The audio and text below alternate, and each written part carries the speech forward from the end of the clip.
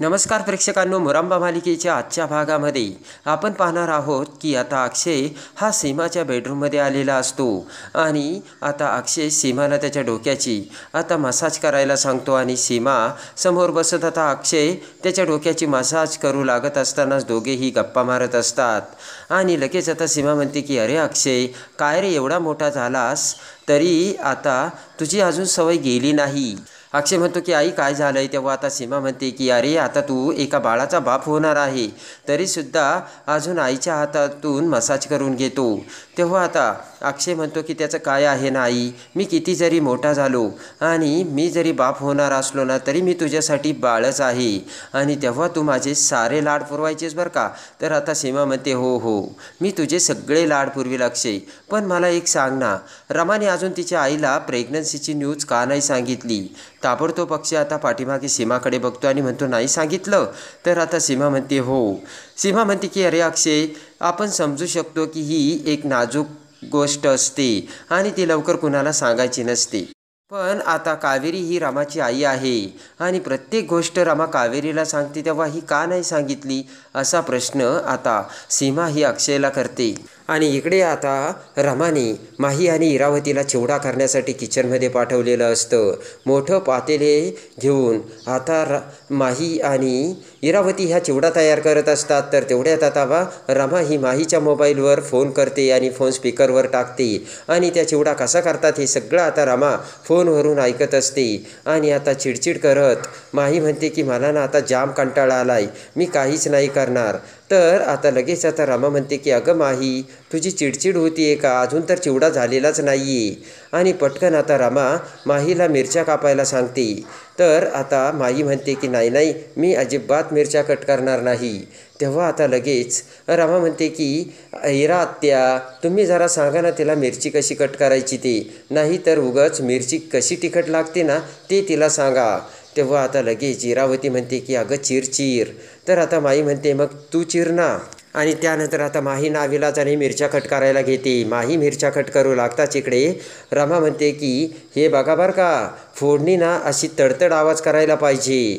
तर कशी, तर इरावती म्हणते तडतड. आणि लगेच आता रमा म्हणते की हे बघा ऑर्डर खूप जास्त आहेत आणि आवरा पटापट. आणि आता इरावती आणि माही आता चिवडा करू लागतात आणि इकडे आता ताबडतोब रमा ही सूप पीत मजा घेत असते. त्यानंतर आता इकडे बेडरूममध्ये सीमा अक्षयला सांगते की कावेरीला जर माहीत असतं ना रमा प्रेग्नंट आहे आणि तिला बाळ होणार आहे, तिने अख्खं घर डोक्यावर घेतलं असतं अक्षय. तर आता अक्षय हसू लागतो, अक्षय खुश झालेला असतो. आणि त्यानंतर विचार करत आता अक्षय म्हणतो की खरंच पण आहे कुठे आता रमा. सीमा म्हणते की वंशाला काहीतरी कामामध्ये मदत करते. तेव्हा आता अक्षय पुन्हा आता विचारात पडतो. सीमा म्हणते मी बघून येऊ का रे अक्षय. तर अक्षय म्हणतो हो हो आई, बघ बरं काय करते ती. आणि तेवढ्यात आता सीमा ही किचनमध्ये येते. किचनचा दरवाजा उघडताच आता सीमाला खमंग सुवास येतो आणि लगेच खुश होत सीमा म्हणते की काय गं, अगं काय बनवता. सीमाला बघताच आता इकडे इरावती माही खूप घाबरतात. रमाचा आता स्पीकरवर असलेला फोन चालू असतो आणि तेवढ्यात गुपचूप आता इरावती म्हणते की अगं माही फोन लपव, फोन लपव. पटकन आता माही तो फोन कट करत खाली लपवते. सीमा आता त्यांच्याजवळ येते आणि म्हणते काय करताय तुम्ही, हे पोहे करताय का. तेव्हा आता इरावती म्हणते नाही आणि एका सुरात दोघीही चिवडा करत असल्याचे सांगतात. तर सीमा म्हणते की एवढा. इरावती म्हणते की हिच्या घरी द्यायचं आहे ना आणि म्हणून तिथे खूप माणसे आहेत म्हणून बनवतोय आम्ही. तेव्हा आता सीमा म्हणते की अरे वा खूप छान. आणि तरीसुद्धा आता सीमा म्हणते की वंशा एवढा चिवडा काय दुकान वगैरे लावणार आहे की काय. आणि सीमा आणि इरावती मोठमोठ्याने हसू लागतात. आणि इकडे आता कावेरीच्या घरात पंकज हा मंगला मावशीसमोर एरझऱ्या मारत असतो आणि पंकज आता रमाचा विचार करत असतो. आणि पटकन आता मंगला मावशीकडे पंकज म्हणतो की अगं मंगले, मला पुन्हा एकदा वाटतंय की ही आपली रमा आहे की नाही. मावशी म्हणते आता काय झालं. पंकज म्हणतो की त्याचं काय आहे ना, आपल्याला एवढ्या दिवसापासून काही खबरबात नाही, काही नाही, जरा मला काहीतरी गडबड वाटते गं. आणि त्यानंतर आता खुश होत हसतच मंगला मावशी म्हणते की आपली मुलगी ना आता संसारात रमली. हे ऐकून आता पंकज म्हणतो की एवढे दिवस झाले पण तू नाही कधी संसारात रमली. तेवढ्यात आता मंगला मावशीला राग येतो. मंगला मावशी पंकजवर धावून येते. मंगला मावशी म्हणते की संसारात रमायला ना नवरासुद्धा तसाच असायला हवा. आणि नवरा असा सतत पिऊन पिऊन येतो आणि मग कसा करायचा संसार सांग ना. पंकज म्हणतो तरीसुद्धा मी खूप सुंदर असा संसार केलाय, अजिबात मला बोलू नकोस. तेव्हा आता लगेच मंगला मावशी म्हणते की उपकार केले का मग तुम्ही. मंगला मावशी म्हणते ते अक्षयराव बघा किती छान संसार करतात, नाहीतर तुम्ही नुसतं ढोसून येता. पुन्हा आता पंकज विचार करतो आणि म्हणतो की मला एक सांग ना मंगले, अगं कधीतरी तिला तुझी आठवण येते, माझी आठवण येते किंवा आईची तर नेहमी आठवण येते, मग तरीसुद्धा तिचा फोन नाही किंवा भेटायला आली नाही. मंगले, नाही नाही मला वाटतं ना काहीतरी गडबडच आहे. मंगला मावशी देखील आता विचारात पडते. मंगला मावशीला पंकजचे बोलणे आता पटू लागते. मंगला मावशी म्हणते की खरंच की अहो एवढ्या दिवसात एकतरी तिने चक्कर मारायला हवी होती, नाही तर भेटायला देखील आली नसती तरी चाललं असतं, पण फोनवर तर बोलणं व्हायला पाहिजे ना. तर आता पंकज म्हणतो बरोबर. आणि इकडे आता सीमा पुन्हा हिरावती माईला सांगत असते की हे बघा तरीसुद्धा एवढा चिवडा खूप जास्त झाला. अगं दिवाळीतसुद्धा आपण एवढा चिवडा नाही बनवत. हिरावती म्हणते की दिवाळीत नाही बनवत आपण, पण प्रेग्नन्सीमध्ये एवढा चिवडा लागणारच ना. आणि रमा आता फोन चालू असताना ते सगळं त्यांचं बोलणं ऐकत असते. हिरावती म्हणते की आपल्या मुकदमांच्या घरात काय माणसांची कमी आहे का, एवढा चिवडा लागणार. बघा मी तुम्हाला सांगते ना, सकाळी चिवडा लागणार, दुपारी चिवडा लागणार आणि रात्रीसुद्धा कोणीतरी जेवणाबरोबर चिवडा खायलच की. त्यानंतर सीमा म्हणते की बरं त्या जाऊ दे आपण. रमाना मला तुझं हे अजिबात आवडलं नाही बरं का. तू वंशाला का चिवडा करायचा सांगितला, का त्यांना त्रास दिला. तू मला सांगितलं असतं ना तर मी तुला चिवडा बनवून दिला असतास. आणि त्यानंतर नाटक करत हिरावती म्हणते की असं बोलून ना सीमावहिनी तू मला नाराज केलंस. सीमा म्हणते की नाही नाही बरं तुम्ही ना तुमच्या हाताने चिवडा करा. रमे बरं झालं तू वंशाला तिच्या हाताने चिवडा करायचं सांगितला. हिरावती म्हणते की त्याचं कसं आहे ना, प्रेग्नन्सीमध्ये असे सोनीचे जर लाड पुरवले तर मग ती सून आनंदी राहील, आणि ती आनंदी राहिली म्हणजे बाळ कसं अक्षयसारखं एकदम गुटगुटीत होईल. ते ऐकून सीमाला खूप आनंद होतो. आणि रमा ती हिरावतीचे बोलणे ऐकते. रमा विचार करते की बरोबर आहे, बाळ यांच्यासारखं जर व्हायला हवं असेल तर मी जिथे जाईल ना तिथे मला माझ्यासमोर हे पाहिजेत. सीमा म्हणते बरोबर आहे, मी खूप लकी आहे. मला ना रमासारखी अक्षयवरती प्रेम करणारी सुंदर सून मिळाली आणि अक्षयला सुंदर बायको मिळाली. आणि त्यानंतर आता सीमा म्हणते थांब, आणि सीमा आतमध्ये किचनमध्ये जाऊन कपडा घेऊन येते आणि कपड्याने हात पुसत आता रमाच्या डोक्याला हात लावून सीमा म्हणते की थांब, नाही तर तुला माझीच दृष्ट लावायची. आणि पटकन आता दोन्ही हात डोक्यावरती घेत आता सीमा बोटं मोडते आणि रमाची दृष्ट काढते, म्हणजे माहीची दृष्ट काढते. आणि पटकन तिच्या डोळ्यातील काजळ सीमा आता माहीच्या मानेला लावते. आणि आता चालू दे असे म्हणत आता सीमा बाहेर निघून जाते. तर ते सगळं ऐकून आता रमाच्या डोळ्यात पाणी आलेलं असतं. पटकन रमा तिच्या पोटाला हात लावते. इकडे आता रमाकांत, आनंद, आभ्या तिघेही बसलेले असतात आणि मयुरीसुद्धा आता तिथे बसलेली असताना इकडे आता इरावतीची ॲक्टिंग करू लागताच रमाकांत म्हणतो की काय मग अभिराव, तुमची इरावती आत्या तुम्हाला काही भविष्य सांगते की नाही राव आजकाल. तेवढ्यात आता हसतच आभ्या म्हणतो नाही ना राव. आणि त्यानंतर आभ्या म्हणतो की माहीत नाही आजकाल ती कशामध्ये तरी गुंग असते, बहुतेक ती रमासोबतच असते आणि असेल कुठेतरी ती रमासोबत. आणि तेवढ्यात आता मयुरी म्हणते की कुठेतरी नाही गेस्ट हाऊसमध्ये आजकाल ना ती रमासोबत गेस्ट हाऊसमध्ये काहीतरी करते. आभ्या म्हणतो नाही नाही कुठेतरी मेडिटेशन करत असेल. मयुरी म्हणते मेडिटेशन नाही, रमासोबतच आजकाल ती वेळ घालवते आणि रमाला ना ती गेस्ट हाऊसमध्ये सुद्धा घेऊन जाते आणि खूप वेळा मी बघितलंय. आणि त्यानंतर आता आभ्या म्हणतो की आपण सुद्धा असं काहीतरी केलं पाहिजे, कळतं का, आता आपल्या घरात एक छोटंसं बाळ येणार आहे. आनंद म्हणतो की एकदम बरोबर. मयुरी म्हणते की बरोबर, इरावती आत्यासारखं आपण सुद्धा रमाच्या प्रेग्नन्सीमध्ये काहीतरी कॉन्ट्रीब्यूट केलंच पाहिजे. आणि रमाकांतला सुद्धा आता मयुरीचे बोलणे पटते आणि खरंच आपण रमासाठी काहीतरी केलं पाहिजे हा विचार आता सगळे करतात. आणि तेवढ्याच डोक्यात विचार करत आनंद म्हणतो की मला ना काहीतरी सुचलंय, खरंच आपण रमासाठी काहीतरी करायला हवं. आभ्या म्हणतो की आपण ना रमासाठी असं काहीतरी पार्टी वगैरे करायला हवी, स्पेशल असं काहीतरी रमासाठी करायला हवं की जे काही रमाच्या प्रेग्नन्सीमध्ये कायम आठवणीत राहील. आनंद म्हणतो की एकदम बरोबर, आणि काय करावं. आभ्या म्हणतो की नाही नाही आपण पार्टीच ठेवूयात ना. आणि तेवढ्यात जान्हवी तिथे येते आणि म्हणते, हाय गाईज, काय चाललं आहे तुमचं, मलासुद्धा तुमच्यात घ्या ना. आनंद म्हणतो की अगं आम्ही गेम्स वगैरे नाही खेळत काही. आनंद म्हणतो की आम्ही ना प्लान करतोय. जान्हवी म्हणते की मग मलासुद्धा प्लानमध्ये घ्या. बेबी तुला माहिती आहे ना माझ्या डोक्यात अशा भन्नाट आयडिया येतात. तेव्हा आता आनंद म्हणतो की काय प्लान करतोय ना ते तू मयुरीलाच विचार. जान्हवी म्हणते की मयुरी काय प्लान आहे तुमचा. आता हसतच मयुरी म्हणते की वहिनी अगं रमा प्रेग्नंट आहे ना, तेव्हा आता आम्ही रमासाठी पार्टीचा प्लान करतोय. ते ऐकताच आता जान्हवी म्हणते काय करताय तुम्ही, हे आत्ता नसतं करायचं, ते 7-8 महिने झाले ना त्यानंतर करायचं असतं. डोहाळे जेवण वगैरे जे काही असतं ना ते 7-8 महिन्यानंतर करावं लागतं, असे जान्हवी आता त्यांना समजावते. आणि त्यानंतर आनंद म्हणतो काय गं, अगं जानू तिला हॅप्पी वाटावं, ती आनंदी राहावी म्हणून आपण काहीतरी केलं पाहिजे. सगळेजण आता विचारात पडतात आणि जान्हवी म्हणते बेबी ते सुद्धा आहे बरं का. आणि त्यानंतर आता सगळेजण विचार करत एका सुरात म्हणतात की शायरी नाईट, आपण रमासाठी शायरी नाईट अरेंज करायची. आणि लगेच आता सगळेजण तयारीला लागतात. सगळा हॉल आता सगळेजणांनी फुग्यांनी सजवलेला असतो. आणि त्याच वेळेस आता खरी रमा ही दरवाज्यात येऊन ते बघत असते. आणि तेवढ्यात अक्षय आता माहीला घेऊन आता तिथे येतो. माहीने सुंदर असा पंजाबी ड्रेस घातलेला असतो. आय्याजी सुद्धा आता तिथे आलेली असते. त्यानंतर पटकन आता धूप दरवळत इरावतीसुद्धा तिथे येते आणि रमाच्या अंगावरून आता धूप उतरवते. अक्षय आता इरावतीकडे बघतो. पटकन आता माही ही अक्षय शेजारी सोफ्यावर बसते. रमा ते सगळं बघत असते. आणि त्यानंतर आता आय्याजी रमाकडे बघत आता सगळे किती खुश आहे आणि आपली रमासुद्धा किती खुश आहे हे आता सगळ्यांना सांगते. माहीकडे बघत आता आय्याजी सगळेजण खुश झालेले असतात. आणि त्यासाठी मग आम्ही रमासाठी स्पेशल शायरी नाईट अरेंज केली. आणि शेर शायरी तर आपण रमासाठी सगळेजण करू शकतो, असे आता अभ्या आय्याजीला सांगतो. आणि तेवढ्यात आता सीमा म्हणते की नको मला ना शेर शायरी वगैरे नाही येत. तर आता जान्हवी म्हणते की असं काय करताय आई.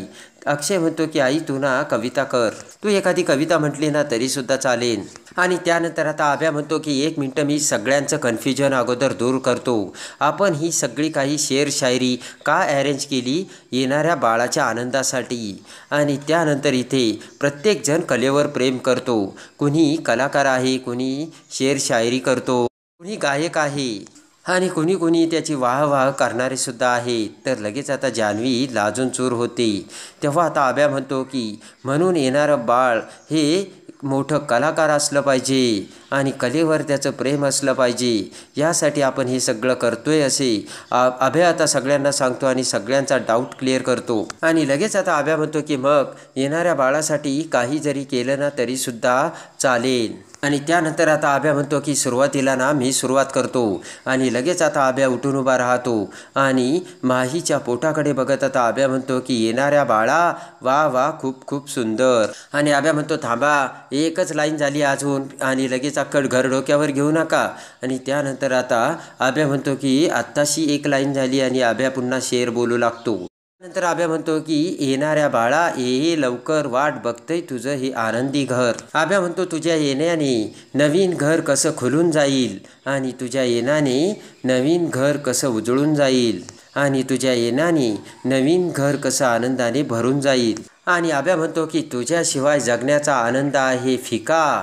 आणि अक्षयकडे बघत अभ्या म्हणतो बाबा तुझ्याशिवाय जगण्याचा आनंद आहे फिका आणि वाट बघतोय तुझा हा काका. ते ऐकताच आता सगळेजण वा असे म्हणत आता अभ्याला खूप कौतुक करून शाबासकी देतात. आणि त्यानंतर आता अभ्या म्हणतो की आई आता तुझी वेळ बरं का. तर सीमा विचार करते आणि म्हणते काय रे. पटकन आता सीमा उठून आता माही शेजारी येते आणि लगेच आता बोलू लागते की इवल्याशा पावलांनी तू येशील आमच्या घरी. सीमा म्हणते की आम्हाला आनंदाचे जणू पंख तू देशील. त्यानंतर सीमा म्हणते की मग मी तुला खाऊ घालील बदाम पेढे पिस्ते, कारण तुझ्या स्वागताला तयार आहे तुझी आजी. असे आता सीमाने सुद्धा शेर शायरी केलेली असते. सगळेजण खुश होतात. आणि त्यानंतर आता जान्हवी उभा राहते. तर आनंद म्हणतो की मी. जान्हवी म्हणते थांबणारे बेबी तू नाही, मी या अक्षय आणि रमाच्या बेबीला बोलते. आणि लगेच आता आनंद हा पुन्हा खाली बसतो आणि लगेच जान्हवी म्हणते की बेबी रमा अक्षयचं बेबी तू लवकर ये.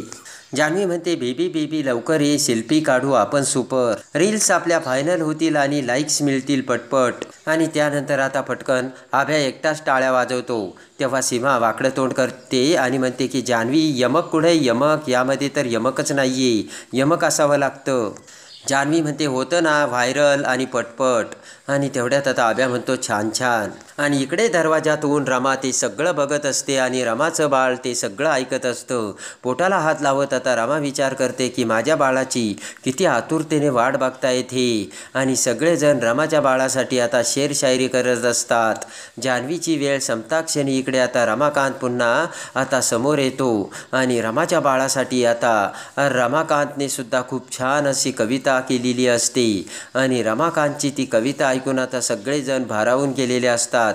आणि इकडे रमा विचार करते की खरंच आज मुकादमाच्या घरातील आपल्या बाळावरती सगळेजण किती भरभरून प्रेम करतायत आणि आपल्या बाळाला या जगात मुकादमाच्या घरात येण्यासाठी हे किती आतुरतेने वाट बघत आहेत आणि सगळ्यांना किती आनंद होत आहे हे उघड्या डोळ्यांनी रमा दरवाजातून आता बघत असते. रमाकांत आता कविता करत असतो आणि रमाकांतची कविता ऐकून सगळेजण आता टाळ्या वाजवत असतात. रमाकांत आता माहीच्या पोटाकडे बघत त्या बाळासाठी एकदम सुंदर अशी कविता म्हणत असताना दरवाजातून रमाचे खरोखरचे बाळ आता ते सगळं ऐकत असतंय. आणि खरोखर आता इकडे सगळ्यांना खूप आनंद झालेला असतो. आई आजी देखील आता खूप आनंदून गेलेली असते. आणि रमा आता त्यांच्याकडे बघत असते आणि इकडे रमाकांतची कविता ऐकताच आता माही टाळा वाजवते. आनंद आभ्या सगळेजण आता खुश झालेले असतात. आणि त्या पाठोपाठ आता आनंद देखील पुढे येतो आणि आनंद देखील आता तो खूप मोठा पेंटर कलाकार असल्यामुळे आनंद देखील आता चित्रकाराचे सगळे नमुने आता माहीच्या बाळासमोर त्याला ऐकवतो. आणि खरंच आनंद विचार करतो की अक्षयचं बाळ या जगात जन्माला येईल तर ते एक कलाकारच होऊन येईल.